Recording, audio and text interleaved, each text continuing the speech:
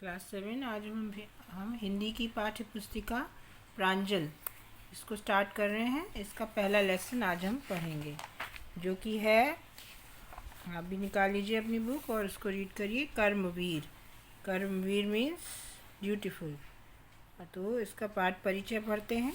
जो लोग किसी भी काम को करने में जी जान से जुट जाते हैं और हर परिस्थिति का सामना साहस से करते हैं, उनके लिए कोई भी काम असंभव नहीं होता है। ऐसे लोग समय का पूरा सदुपयोग करके अपने कार्य को समाप्त करके ही दम लेते हैं। वे बैठकर बातें बनाने की बजाय कार्य करने में विश्वास रखते हैं। आइए पढ़ें इस कविता में ऐसे ही लोगों के बारे में। तो अब ये जो है, यही जो मार्क किया हुआ है वो आपका जो क्वेश्चन नंबर 2 का जो अड़ा पार्ट है उसका आंसर भी है। आप भी मार्क कर लें इनको साथ साथ। तो आप एक तो शब्दार्थ पढ़ लीजिएगा इनके। जी मन जगत विश्व नमूना उदाहरण कठिन मुश्किल गगन आकाश संपदा संपत्ति सदा हमेशा यत्न प्रयास चिलचिलाती धूप तेज धूप आरंभ शुरुआत वृथा बेकार उज्जवल चमकदार। तो इसमें आगत शब्द क्या होते हैं? फॉरेन वर्ड्स, जैसे नमूना, जगह, कार्बन। तो ये अरबी, फारसी और अंग्रेज़ी से लिए गए हैं। मुहावरे या लोकोक्ति भी आप उसको पढ़ लीजिए। दूसरों का मुंह ताकना, दूसरों पर निर्भर होना। जी चुराना, काम करने से जी चुराना या कतराना। लोहे के चने चबाना, विपरीत परिस्थितियों का सामना करना। यह कविता हमारे देश के एक बहुत ही प्रसिद्ध कवि अयोध्या सिंह उपाध्याय हरिऔध जो है उनका उपनाम है, जिसको कि हम बोलते हैं, जो उनका तकिया कलाम जिसको कहते हैं, या जो उनका उपनाम होता है वो हरिऔध है। याद करिएगा इस नाम को। अब कविता पढ़िए। आज करना है जिसे करते उसे है आज ही। जो आज काम करना है उसे आज ही करते हैं। सोचते रहते हैं जो कुछ कर दिखाते हैं वही। सोचते कहते हैं जो कुछ कर दिखाते हैं वही। जो सोचते हैं वही कहते हैं और फिर उसी को कर दिखाते हैं। मानते जी की है सुनते हैं सदा सबकी कही। सबके कहने के जो कहते हैं लोग सुनते हैं, लेकिन करते वही हैं जो उनके हृदय यानी जी मानता है। जो मदद करते हैं अपनी इस जगत में आप ही, जो स्वयं ही अपनी मदद करते हैं। कहते हैं ना कि God helps those who help themselves. तो जो अपनी मदद करते हैं, ईश्वर भी उनकी मदद करते हैं। भूल कर वे दूसरों का मुंह कभी तकते नहीं। कौन ऐसा काम है वे कर जिसे सकते नहीं। कभी दूसरों पर अपने कामों के लिए निर्भर नहीं रहते। ऐसा कौन सा काम है दुनिया में जो वे स्वयं नहीं कर सकते। जो कभी अपने समय को यूँ बिताते हैं नहीं, काम करने की जगह बातें बनाते हैं नहीं। तो कभी भी स्वयं को अपने समय को व्यर्थ नहीं करते और बातें बनाने के बजाय काम करते हैं। आजकल करते हुए जो दिन गंवाते हैं नहीं, यत्न करने में कभी जो जी चुराते हैं नहीं। जो किसी भी काम को करने में आज कर लेंगे कर लेंगे ऐसा कहकर वे अपने समय को नहीं गंवाते और प्रयास करने में, यत्न करने में कभी वे जी नहीं चुराते, कभी भी उससे बचते नहीं। बात है वह कौन जो होती नहीं उनके किए, वे नमूना आप बन जाते हैं औरों के लिए। और ऐसा कौन सा काम है जो उनके करने से नहीं होता और वे स्वयं दूसरों के लिए उदाहरण बन जाते हैं। चिलचिलाती धूप को जो चांदनी देवें बना, काम करने पर करें जो शेर का भी सामना। यानी कि बहुत कड़ी धूप में भी उसको वो अपनी मेहनत से चांदनी जैसी बना देते हैं। बहुत कड़ी धूप में आप पेड़ उगा दीजिए, उनको पालिए, तो आप देखेंगे कि ठंडी छांव देते हैं वो, और समय पड़ने पर वह किसी भी भयानक से भयानक परिस्थिति का सामना कर सकते हैं। शेर का सामना तो नहीं करते हम, लेकिन यहाँ इसका तात्पर्य है बहुत ही कठिन परिस्थिति का भी सामना कर लेते हैं। जो कि हंस हंस के चबा लेते हैं लोहे का चना, है कठिन कुछ भी नहीं जिनके है जी में यह ठना। तो वो लोहे के चने चबाना मतलब कठिन से कठिन काम कर लेते हैं और कुछ भी उनके लिए मुश्किल नहीं है, जिन्होंने अपने हृदय में ठान ली होती है कि हमें कोई काम करना है। कोस कितने ही चलें पर वे कभी थकते नहीं, कौन सी है गांठ जिसको खोल वे सकते नहीं। और कितने मीलों चलने पर भी थकते नहीं, यानी कि लगातार काम करके थकते नहीं। और कोई भी ऐसी गांठ खोलने का यहाँ मतलब है समस्या का समाधान करना। कोई भी ऐसी समस्या है जिसका वे समाधान नहीं कर सकते। काम को आरंभ करके यूँ नहीं जो छोड़ते, सामना करके नहीं जो भूल कर मुँह मोड़ते। अगर कोई काम शुरू किया है तो उसको पूरा करके ही मानते हैं और कभी भी उससे भूल कर भी मुंह नहीं मोड़ते। और एक बार अगर उन्होंने किसी भी परिस्थिति का सामना कर लिया तो जो गगन के फूल बातों से प्रथा नहीं तोड़ते, संपदा मन से करोड़ों की नहीं जो जोड़ते। और जो जो ऐसे गगन के फूल होते हैं, जो काम जो है जो असंभव हो, तो उसको वो बिना बात के, बिना व्यर्थ ही नहीं तोड़ते। अर्थात ख्याली पुलाव नहीं पकाते, हवाई किले नहीं बनाते और मन ही मन में संपत्ति जो है करोड़ों की नहीं जोड़ लेते। उसके लिए वो प्रयास करते हैं और कर्म से उसको प्राप्त करते हैं। बन गया हीरा उन्हीं के हाथ से, है कार्बन कांच को करके दिखा देते हैं वे उज्जवल रतन। तो जिस तरह से एक कार्बन यानी कि कोयला जो है ज़मीन में दबे रहने के बाद बहुत ही ऊंचे तापमान पर और ऊंचे दबाव में बिना ऑक्सीजन के वो हीरा बन जाता है, इसी तरह मनुष्य भी विपरीत परिस्थितियों में तप तप कर, कहते हैं ना कि सोना बन जाता है। तो वो भी स्वयं को, अपने कांच को वो क्या बना देते हैं, बहुत ही चमकीला हुआ एक चमकीला कीमती पत्थर, वो रतन बन जाते हैं, है ना। बूंद जो बन गई मोती, तो ये उसके बारे में है। अब हम आते हैं इसके प्रश्नोत्तर पे। प्रश्नोत्तर आपके पास यदि हैं तो आप लिख लें, मैं इनकी फ़ोटो आपको भेज दूँगी। जितने भी हैं ये आंसर्स, ये आप स्वयं भी कर सकते हैं। अब आते हैं 2 पे। कहीं ऐसा ना हो कि क्या ना हो, ये दिखाया गया है। इसमें प्रस्तुत पाठ में बताया गया है कि औद्योगिकरण और विकास की अंधी दौड़ में पर्यावरण की स्वच्छता को हम बहुत पीछे छोड़ आए हैं। ओजोन गैस के तेज़ी से विघटन के कारण धरती का ताप बढ़ता जा रहा है। हमें हर हाल में धरती को प्रदूषण मुक्त करके पर्यावरण को बचाना ही होगा। आइए पर्यावरण के बारे में सचेत करती इस कहानी को पढ़ें। यानी कि आपको पता है इंडस्ट्रियलाइजेशन और प्रोग्रेस की वजह से हमारा जो एनवायरनमेंट है वो बहुत ही ज़्यादा पॉल्यूट होता चला जा रहा है। हमारे जो एटमॉस्फेयर के ऊपर एक ओजोन O3 की एक लेयर है जो हमें सूरज की जो अल्ट्रा वायलेट रेस हैं उससे बचाती हैं। अल्ट्रा वायलेट रेस होती हैं सूरज की, जो कि कैंसर वगैरह कॉज करती हैं, स्किन का कैंसर। तो ओजोन लेयर हमें उससे बचाती है। अब जैसे जैसे हम इंडस्ट्रियलाइजेशन हो रहा है, यानी रेफ्रिजरेशन की या AC की जो गैसें हैं वो क्लोरोफ्लोरोकार्बन्स होती हैं, जो कि ये ओजोन को तोड़ रही हैं, ऑक्सीजन में बदल रही हैं। तो उसमें जो है होल हो गया था प्रशांत महासागर के ऊपर, तो अब उन गैसेस को बैन कर दिया है हमारे World Health Organization, United Nations ने। तो उससे अब वो फिर से बन रही है। तो हमको उस पर्यावरण के जो नुकसान हो रहा है उसको हमें रोकना है। ये कहानी उसी का एक उदाहरण है। तो कहीं ऐसा ना हो। अब्दुल तेजी से स्कूल की ओर बढ़ा जा रहा था, उसकी नज़र बार बार घड़ी पर चली जाती थी। वह काफ़ी लेट हो गया था। यहाँ कुछ शब्द अंग्रेज़ी के हैं, देखिए, लेट और देर हो गई थी। काफ़ी में फ़ा के ऊपर नुक्ता है, तो ये फा न हो के फ़ा पढ़ेंगे आप। इसको अपना उच्चारण शुद्ध करिए, चाहे इंग्लिश का हो चाहे हिंदी का हो। उसे डर था कि आज भी वह देर से स्कूल पहुंचा तो कक्षाध्यापक उसे फिर डांट पिलाएंगे। इसी उधेड़बुन में उसने आसमान की तरफ नज़र दौड़ाई तो हैरान रह गया। काले काले बादल घुमड़ रहे थे, तेज़ हवाएं भी चलने लगी थी। अब्दुल ने अपनी चाल और तेज़ कर दी ताकि जल्दी से जल्दी स्कूल पहुंच सके।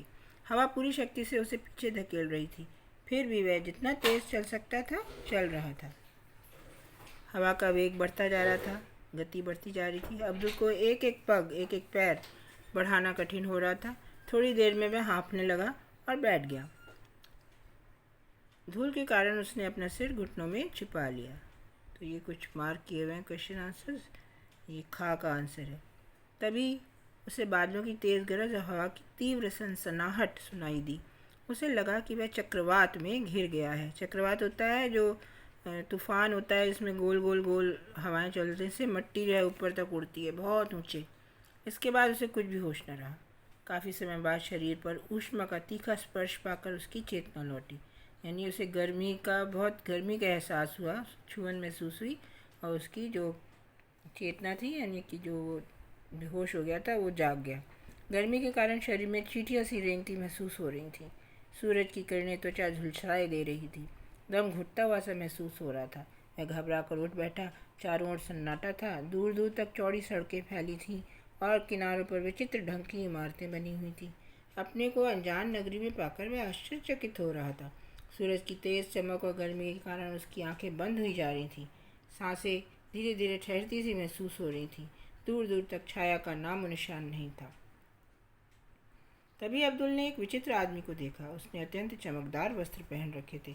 अब्दुल की आंखें चौंधियाने लगी, यानी कि उसको कुछ दिखना बंद हो गया तेज़ रोशनी की वजह से। उस आदमी ने अजीब से वस्त्र पहन रखे थे। देखिए, ये बेहोश होकर गिरे हुए हैं किसी नई जगह पे, जहाँ इमारतें हैं अजीब तरीके की, और तेज़ धूप की रोशनी से वो झुलस रहा था।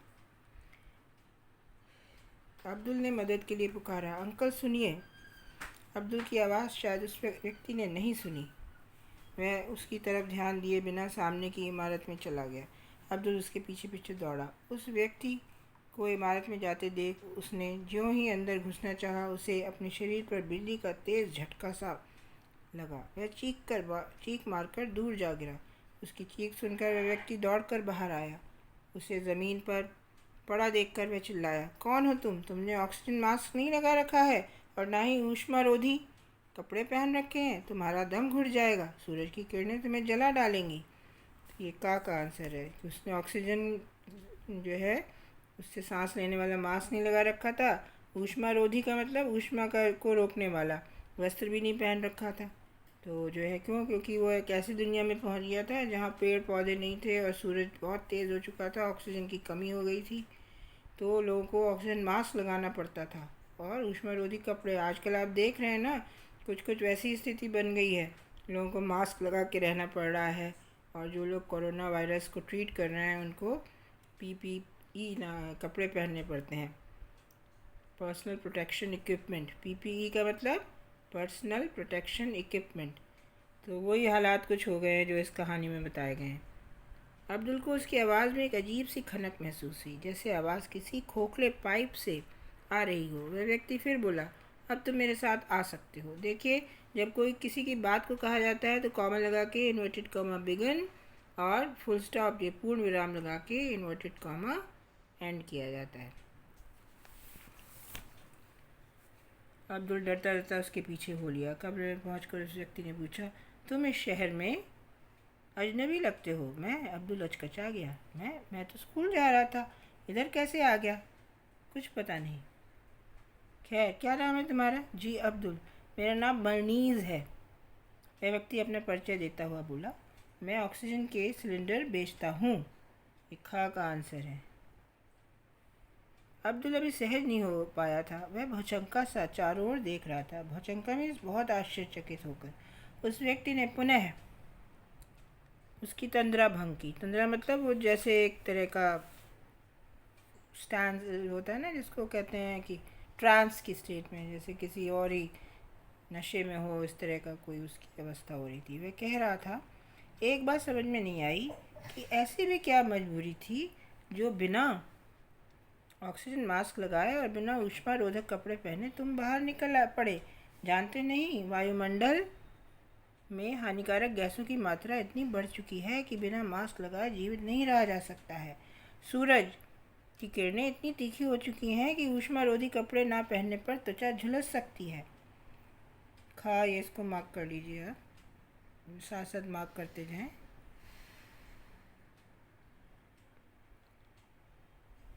ये ऑक्सीजन मास्क और ऊष्मारोधी कपड़े क्या भला हैं? तुम्हें इतना भी नहीं पता? वह व्यक्ति आश्चर्य से उछल सा पड़ा। वातावरण में हानिकारक गैसों की मात्रा बढ़ जाने के कारण ऑक्सीजन मास्क लगाना अत्यंत आवश्यक है ताकि शुद्ध ऑक्सीजन मिलती रहे। और ऊष्मारोधी कपड़े सूरज की गर्मी और पराबैंगनी विकिरण से बचने के लिए विकसित किए गए हैं। पराबैंगनी विकिरण, अल्ट्रा वायलेट रेडिएशन।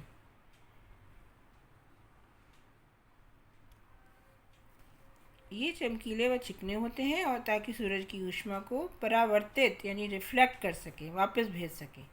इनकी चकाचौंध से बचने हेतु हेलमेट से में पोलराइड का चश्मा लगाया जाता है। यानी जो सर पे हेलमेट लगाई है उसमें एक चश्मा लगा है, वो पोलराइड है।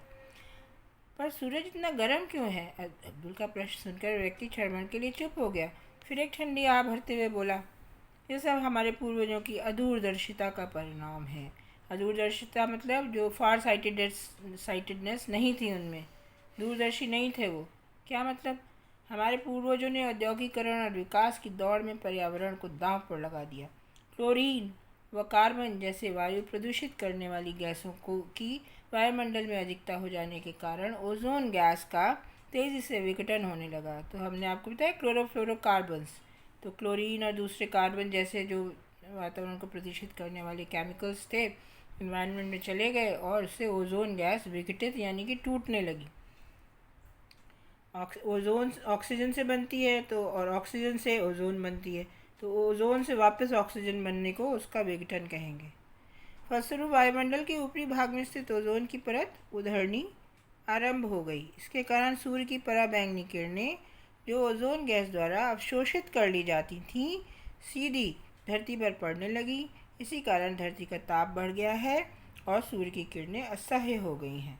तो ये जो ओजोन लेयर होती है ये अल्ट्रावायलेट रेज को अवशोषित यानी एब्जॉर्ब कर लेती है, सोख लेती है। अब जब ओजोन ही डिप्लीट हो गई लेयर तो फिर वो अल्ट्रावायलेट रेज धरती पे आने लगी और इससे जो है तापमान भी बढ़ गया और सूरज की किरणें अब सही नहीं जा पा रही थी। इससे बचने का कोई उपाय नहीं है? अब्दुल ने पूछा। नहीं, अब कुछ नहीं हो सकता, उस व्यक्ति ने निराशा से सर हिलाया।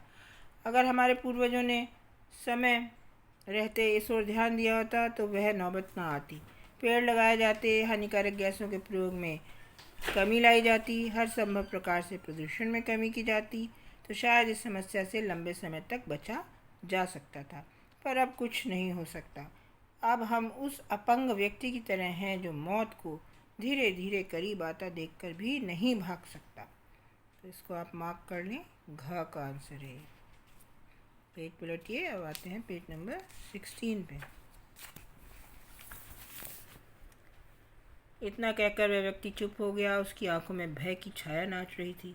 अब्दुल भी सहम गया था। काफ़ी देर तक दोनों चुपचाप बैठे रहे।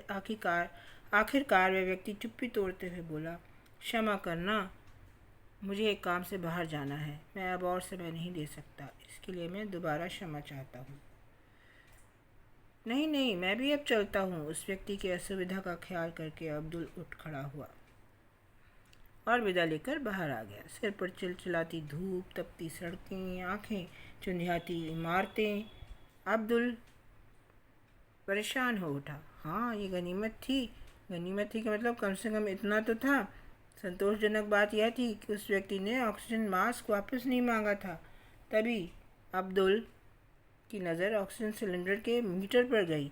उसका चेहरा सफ़ेद पड़ गया। तो वो बताता है ना कितनी ऑक्सीजन रह गई है। मीटर की सुई लाल निशान की ओर बढ़ रही थी। इसका मतलब यह था कि कुछ ही मिनटों में ऑक्सीजन समाप्त होने वाली थी।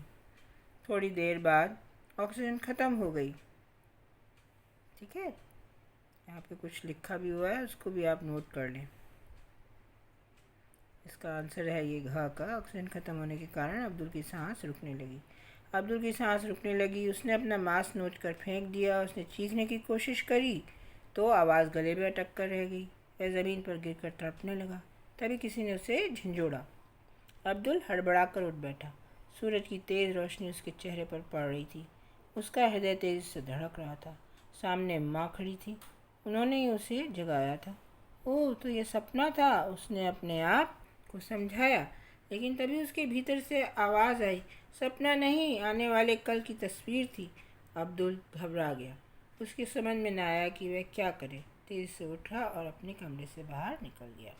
लिखा है मोहम्मद अरशद खान ने ये कहानी लिखी है। तो इसमें आप ये पढ़ लीजिए कि हमें इसमें क्या बताया गया है। इसके आप शब्दार्थ लिख लीजिएगा और क्वेश्चन आंसर्स जो हैं वो आपको उसकी फ़ोटोकॉपी भेज दी जाएगी।